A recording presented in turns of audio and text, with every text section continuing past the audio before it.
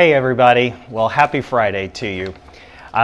We've got something going on today that I just wanted to share with you, and I thought, well, this was also a great time to share a message with you that's been on my heart and a little bit of something that I've been struggling with. So here's what's going to happen in the next couple of minutes. I have decided that what I need to say, I want to come across very sincerely. And I don't want it to be slick. I don't want it to be edited. So I'm going to do this all in one take. So if you will please just bear with me as I look at my notes, as there are some awkward pauses as I repeat myself. I'm going to use and I'm going to do all those things that you're not supposed to do when you speak publicly, but I'm going to do it because I want to make sure you hear my message. So I've been wanting to say this, and when I found out what we were doing today, I thought this would be the perfect time to share this message with you. So just so you know what's going on back here, this is our yearly yearbook assembly. We have got our 1st through 12th grades are going to be coming here to get their yearbooks and celebrate the end of the year. But what's so cool about this is the fact that they're all celebrating the same thing. Yes, they're celebrating the end of the year, but what they're really celebrating is the fact that they're one family. When they all walk in here, what they're all doing is they're saying, we are a Creekside Christian Academy student. Doesn't matter if you're in 2nd grade, doesn't matter if you're in 3rd grade, doesn't matter if you're in 11th grade, it doesn't matter if you're a senior because you know they're already out of here. But honestly, this is one family celebrating today. So I thought, what better time to share with you my next challenge for you as we move forward in our capital campaign. So like I said, I've struggled with this a little bit because quite honestly, this is the put your money where your mouth is message. And this is the challenge to me. I've looked at my budget and it's tight. And I know that I want to give to this campaign. Not because I have to, not because it's my job, but because I really, truly believe that God is doing something here. And even though it's my job to ask you to support this and give money, I don't think that if I don't do the same as to what I'm asking you to do, quite honestly, I don't think that God is going to honor that. So I've had to look at my budget and I've had to see what it is that I can give to this campaign. And quite honestly, the more I look at my budget, every time I cut back on something, something else comes up. You know how it is. But when I really sat back and I looked at my budget, here's what I suddenly realized. My budget is filled with first world problems.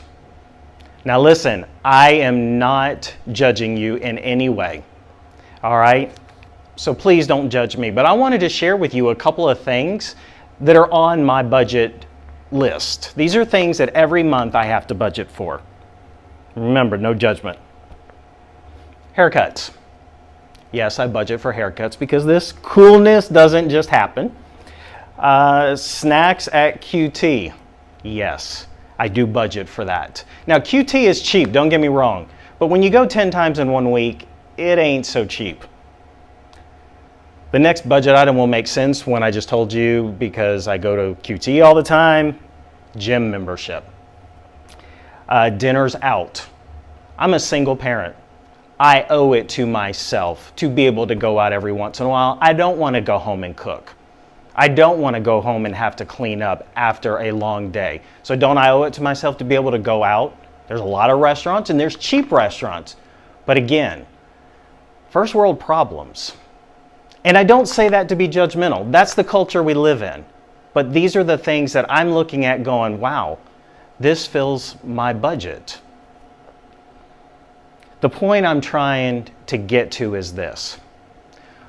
When I look at my budget and I look at places I can cut back, I'm not talking about being irresponsible.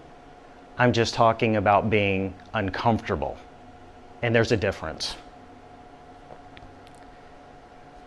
In the sport of rowing, there's a common coaching phrase that's always used at a critical moment in the race.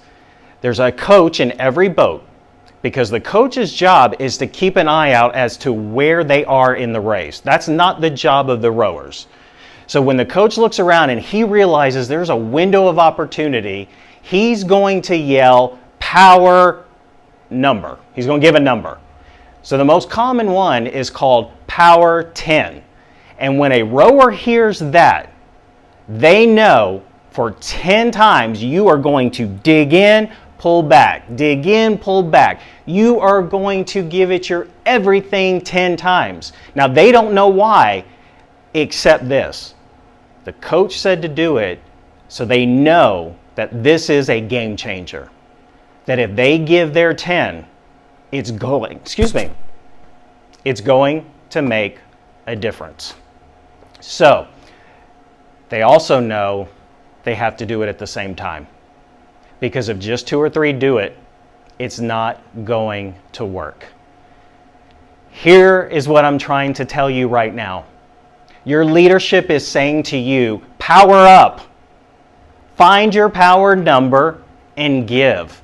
Because our leadership has been looking around. They've been looking at all of this for months and months. They've been praying about it for years. There's a window of opportunity here for us to take the lead in reaching our world. This has nothing to do with us and other schools. We're not in competition with other schools. God has called us to a mission to reach our world. And your coaches are saying, power, power. Come on, dig in, get uncomfortable. Because we have a moment here where we can make a difference.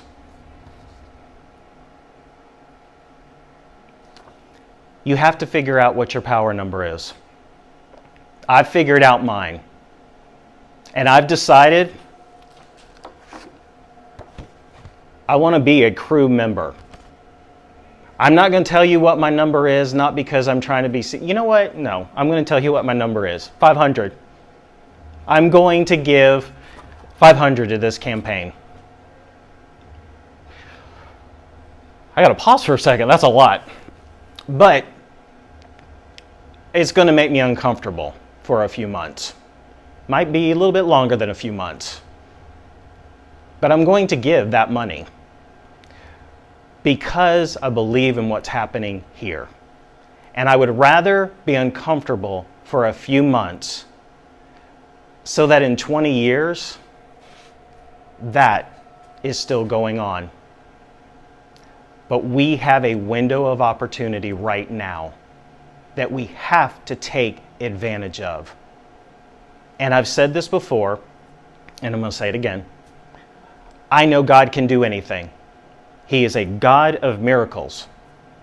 But I also know this about God, and I don't know why, but He chooses to work through people. He wants to work through me, and He wants to work through you. And you have friends and families and connections that we don't have. We have this window of opportunity.